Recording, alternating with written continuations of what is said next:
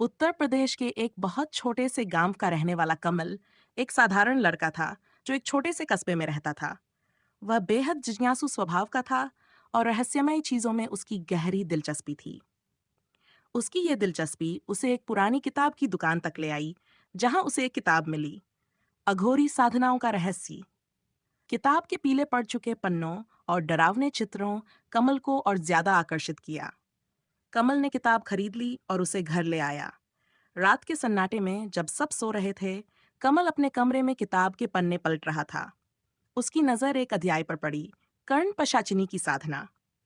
इसमें लिखा था कि कर्ण पशाचिनी एक शक्तिशाली शक्ति है जो साधक को भूत, भविष्य और वर्तमान सब बता सकती है। लेकिन इसके साथ ही यह चेतावनी भी दी गई थी कि साधना के दौरान एक भी गलती साधक की जिंदगी बर्बाद कर सकती है। कमल को किताब की यह बात एक चुनौती की तरह लगी। उसने सोचा, अगर मैं इसे साथ लूं तो मेरी जिंदगी बदल जाएगी। साधना की शुरुआत कमल ने किताब के अनुसार सभी सामग्री जुटाई। उसे सामग्री मिलाना कठिन तो लगा, लेकिन उसकी उत्सुकता हर मुश्किल पर भारी पड़ी। एक अंधेरी रात में जब गांव में बिजली नहीं थी, कमल ने गांव के शमशान घाट में जाकर साधना शुरू की। उसने अपने चारों ओर सुरक्षा घेरा बनाया और किताब में दिए गए मंत्र पढ़ने शुरू कर दिए।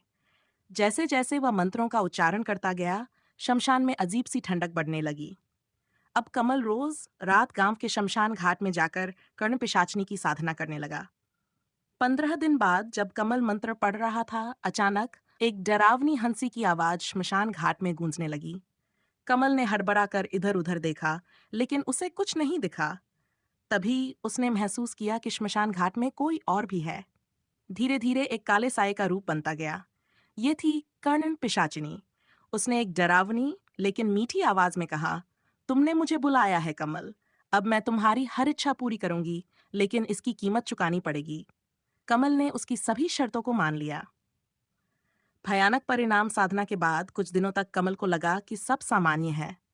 वह कर्ण पिशाचिनी के साथ जिंदगी का आनंद उठा रहा था। लेकिन एक दिन जब उसने गलती से एक लड़की को छू लिया, अजीब घटनाएं शुरू हो गई। रात में जब वह सो रहा था, अचानक उसकी आंख खुली। उसने देखा कि कमरे की दीवार पर खून से लिखा हुआ था, तुम्हारा बुरा समय शुरू हो गया है। तुमने मेरे अलावा किसी और को कैसे छुआ? धीरे धीरे कमल का व्यवहार बदलने लगा। वह अकेला रहने लगा और रातों को अजीब अजीब आवाजें सुनाई देने लगीं। कर्ण पिशाचिनी हर वक्त उसके ऊपर हावी रहती थी। मंदिर की शरण डर और निराशा से भरा कमल गांव के मंदिर गया। वहां पुजारी ने उसे देखते ही कहा, तुम पर किसी बुरी शक्ति का साया है। तुमने कोई साधना की है? कमल ने घबरा कर मना कर दिया, लेकिन उसके मन में डर गहराने लगा। कुछ दिनों बाद जब वह आईने के सामने खड़ा था, उसने देखा कि उसका प्रतिबिंब अचानक मुस्कुराने लगा। प्रतिबिंब बोला, भागने की कोशिश मत करना कमल, अब तुम मेरे हो। अंत डर के मारे कमल ने पुजारी से मदद मांगी।